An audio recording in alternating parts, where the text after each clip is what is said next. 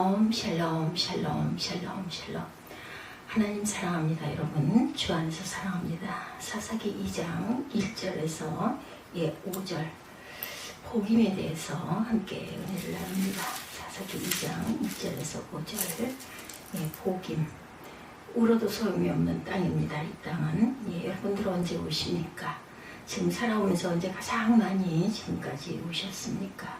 무엇 때문에 가장 슬프셨는지, 세상에서 가장 슬픔이라는 책이 있습니다. 이 책은 저자인 캐서린 오하라가 대학에 보낸 아들 에렌이 실종되었다는 전화를 받으면서 시작이 됩니다. 그 소식을 처음 들었을 때 그녀는 아들이 무사하길 바라는 간절함과 불안 때문에 미칠 것 같았고, 또한 밤마다 머릿속으로 온통 헤집어 놓은 마음을 어지럽히는 끔찍한 악몽을 자꾸 꿉니다. 그러다가 흉악범에 의해 아들이 살해되었다는 소식을 듣게 되죠. 그때 캐슬리는 견딜 수가 없었어요. 죽음을 경험해보지는 않았지만 죽는 것이 더 낫다고 여겨질 정도로 괴로웠습니다. 그래서 그녀는 사랑하는 아들하고 자녀를 잃은 슬픔이 세상에도 가장 큰 슬픔이다 이렇게 생각을 합니다. 그런가 하면 어떤 사람은 아내나 남편 같은 배우자를 먼저 떠나보내는 것이 가장 슬픈 일이다 이렇게 말하기도 하죠. 또 어떤 분은 자신이 병으로 사형 선고를 받았을 때가 가장 슬프다 이렇게도 말합니다. 이렇게 죽는구나 여기가 끝이구나 할 때 가장 슬펐다는 말이죠. 여러분은 또한 언제 가장 또 슬펐습니까? 언제 가장 슬프게 우셨습니까? 오늘 본문에 보면 정말 슬프게 우는 사람들이 있어요. 그들은 왜 우는 것일까? 무엇을 슬프게 그들을 그렇게 무엇이 그들을 그렇게 슬프게 했을까? 통곡의 땅, 복임이다 이렇게 나오죠. 그리고 때늦은 눈물을 흘립니다. 하나님의 징벌을 내리셨기 때문이에요. 출애굽한 이후 40년간의 광야 생활을 끝내고 드디어 가나안 땅에 입성한 이스라엘 백성들은 여호수아를 앞세워서 여러 전투에서 승리합니다. 그러나 그 이후에 전쟁을 수행한 소위 제2세대 사람들은 가나안을 온전히 점령하지 못해요. 우리는 그 슬픈 이유가 불순종 때문이라는 것을 알았어요. 신앙생활의 가장 큰 장애물, 야훼 하나님의 복과 은혜를 가로막는 주범이 바로 이 불순종이라는 거죠.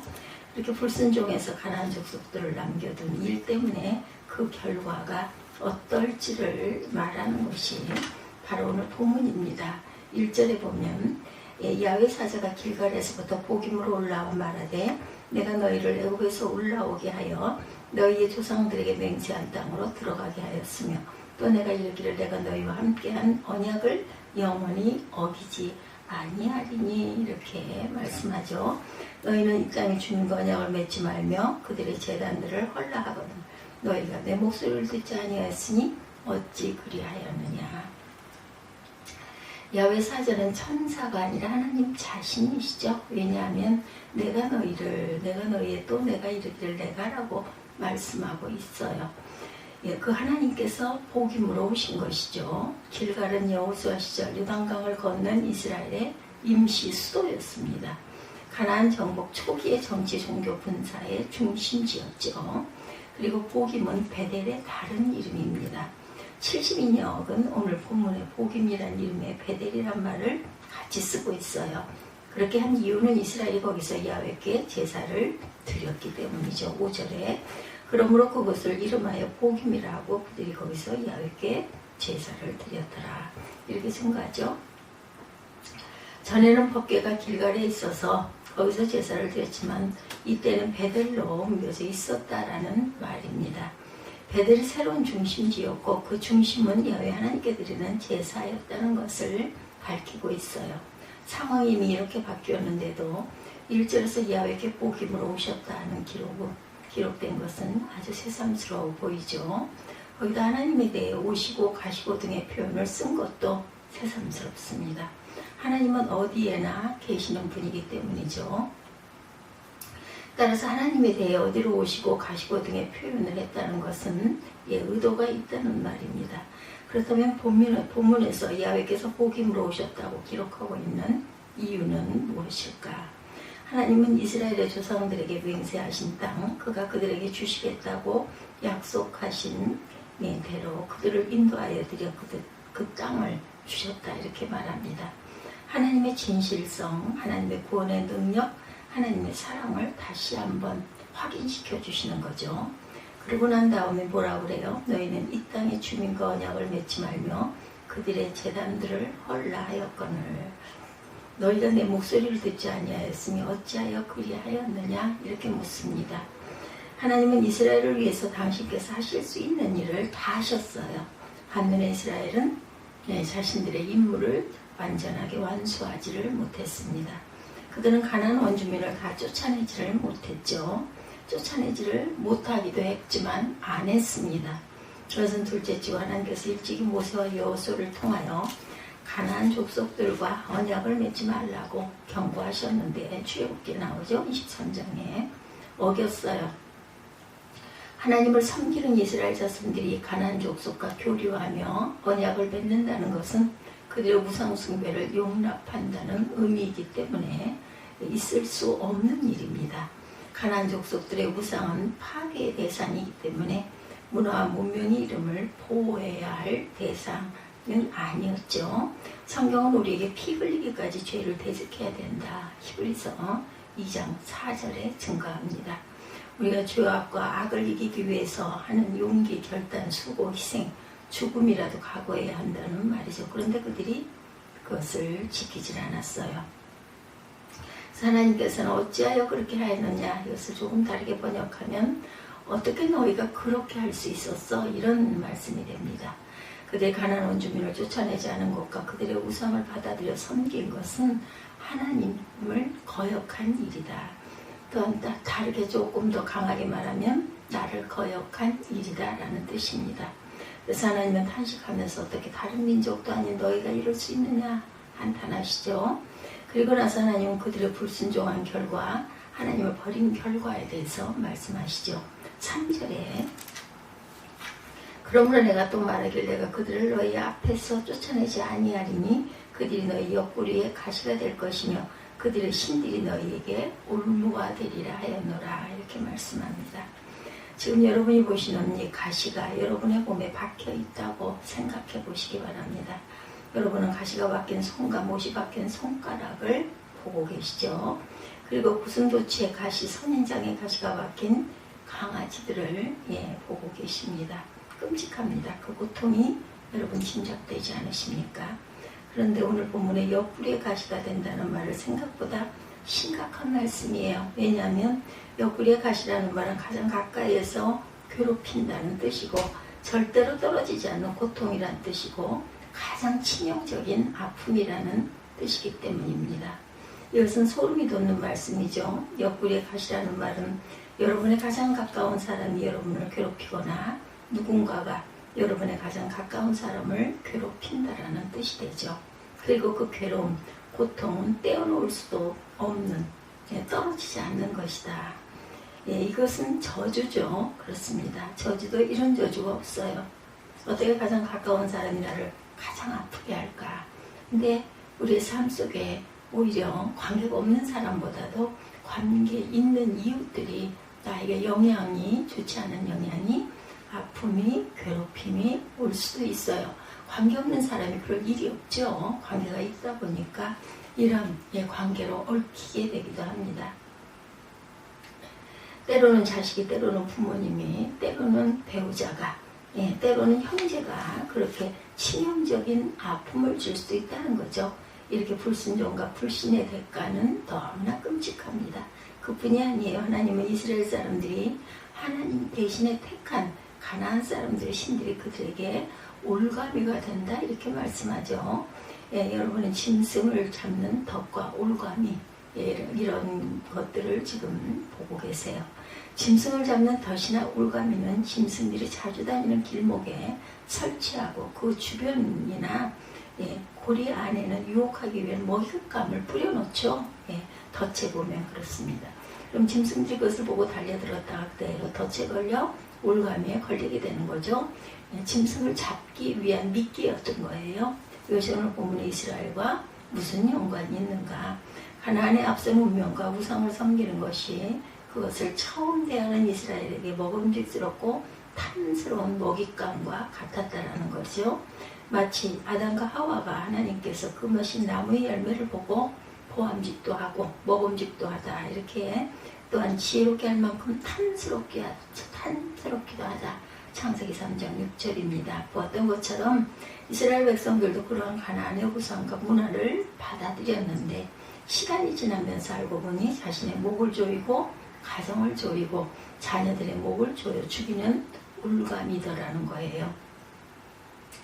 네, 사진상으로 나와 있는 이 모습들 조금 고민하다가 제가 올렸습니다. 올무에 걸렸다가 구조단에 의해 풀려나 겨우 목숨을 건진 아프리카의 사자들 모습. 예, 너무 끔찍하지 않습니까? 어쩌면 영적으로 저 여러분의 목에, 우리가 사랑하는 사람들의 목에 이런 흉터를 남기지는 않았는지. 이 사진은 구조단을 만나 올가미를 풀어서 다행이죠. 오늘 본문이 말씀하는 보다 끔찍한 것은 옆구리에 가시든 목에 올무든 자신이 스스로 그것을 풀 수가 없다라는 거죠. 몸부림을 칠수록 가시는 점점 더 깊이 박히고 몸부림을 칠수록 올가미는 더욱 강하게 조여옵니다.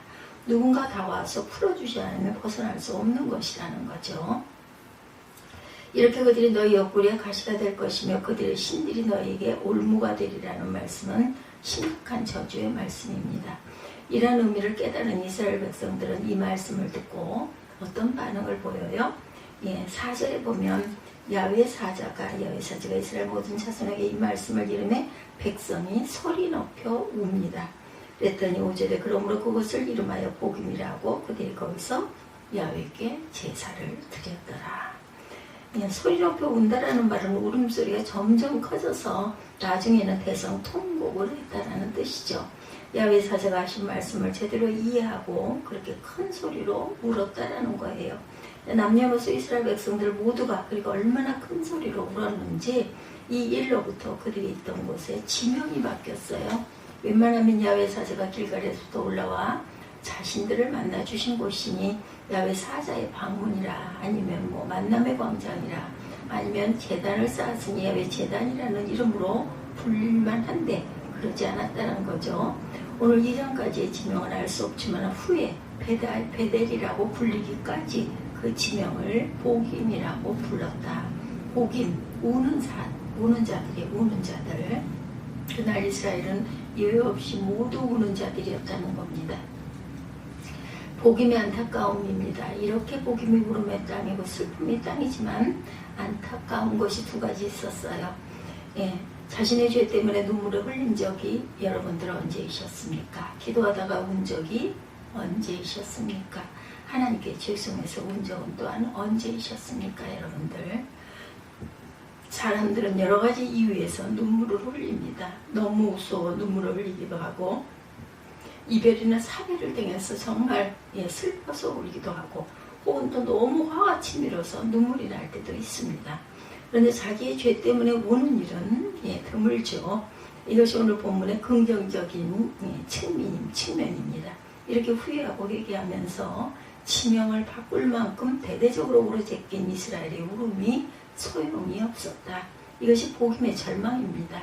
아무리 남녀노소 이스라엘이 그리고 아무리 큰 소리로 통곡을 해도 더 이상 달라지는 것이 없다는 것, 아주 안타까운 일이죠.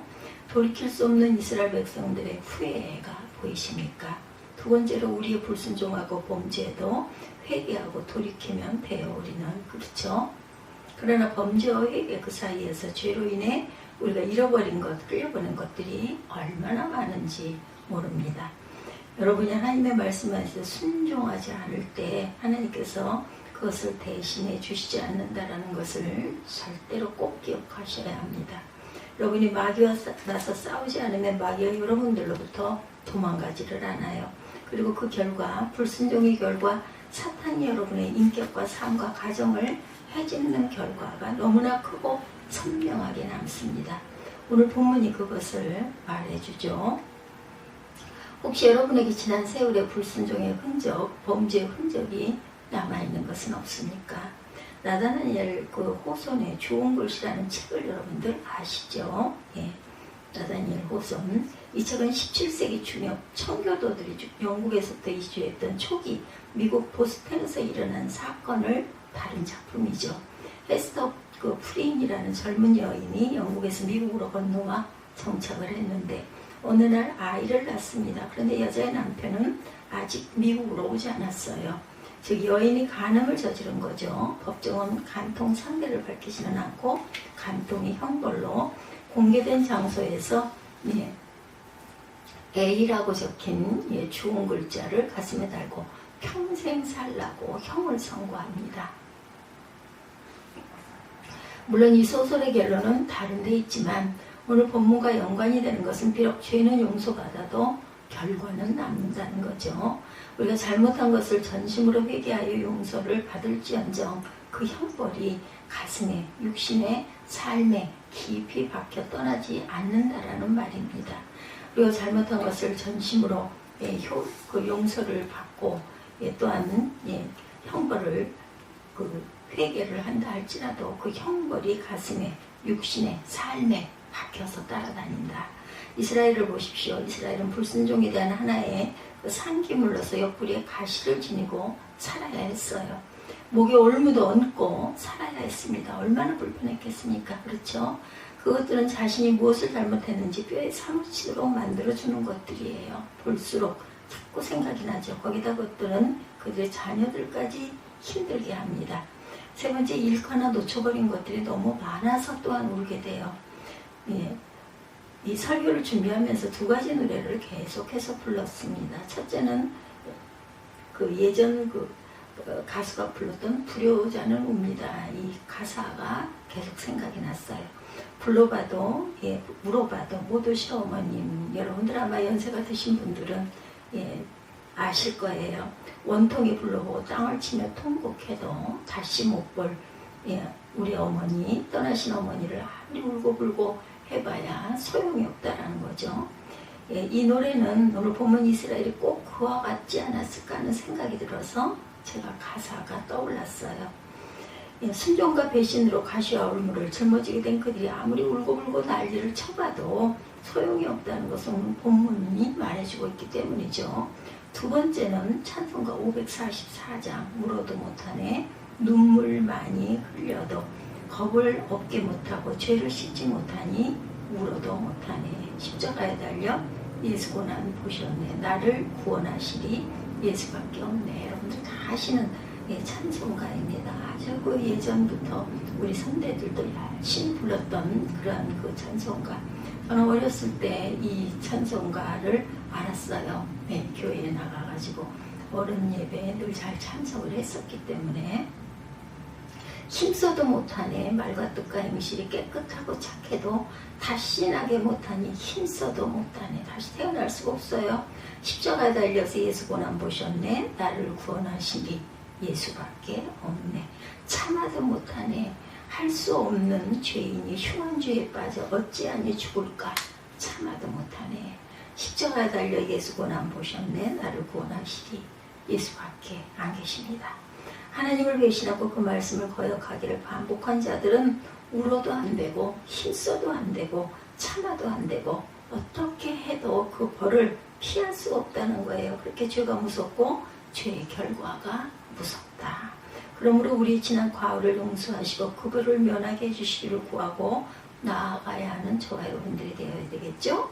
또다시 울지 않도록 또다시 소용없는 눈물을 흘리지 않도록 우리가 정말 열심히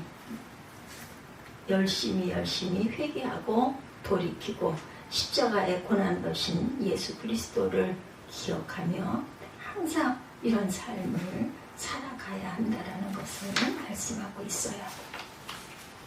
그래서 울어도 소용이 없는 땅 복임을 기억하시는 저와 여러분이 되시기를, 그리고 그러한 그 답습을 또 하지 않도록 우리가 열심히 주님 앞에 온전한 모습으로 주님의 말씀대로 살아가시는 저와 여러분이 되시기를 주님의 이름으로 축복합니다. 기도하시겠습니다.